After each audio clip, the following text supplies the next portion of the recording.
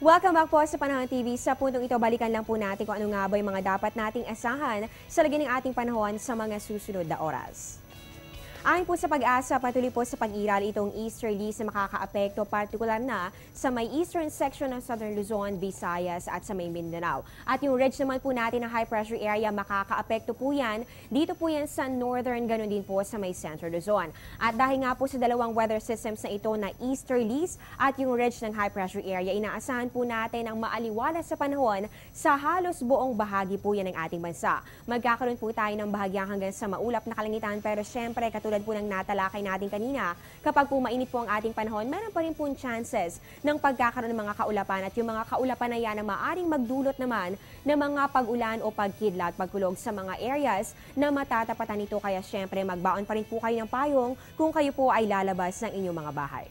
At i-check po natin ang ating extremes of temperature at ang relative humidity. Para po sa ating minimum temperature kahapon, dito po yan sa Science Garden, Quezon City. Umabot po ito ng 22.6 degrees Celsius alas 6 po ng umaga. At ang maximum po natin ay 34.7 degrees Celsius. Yan po ay 1:50 ng hapon.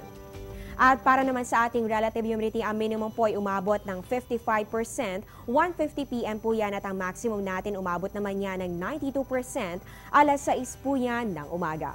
So yan po, maraming salamat po sa pagsama at pagtutok nyo sa aming weekend edition. Dito po yan sa Panahon TV. Tandaan nyo po na paano kami i-like sa Facebook Panahon.tv or follow us on Twitter at Panahon TV. At syempre, welcome kayo sa aming website sa www.panahon.tv.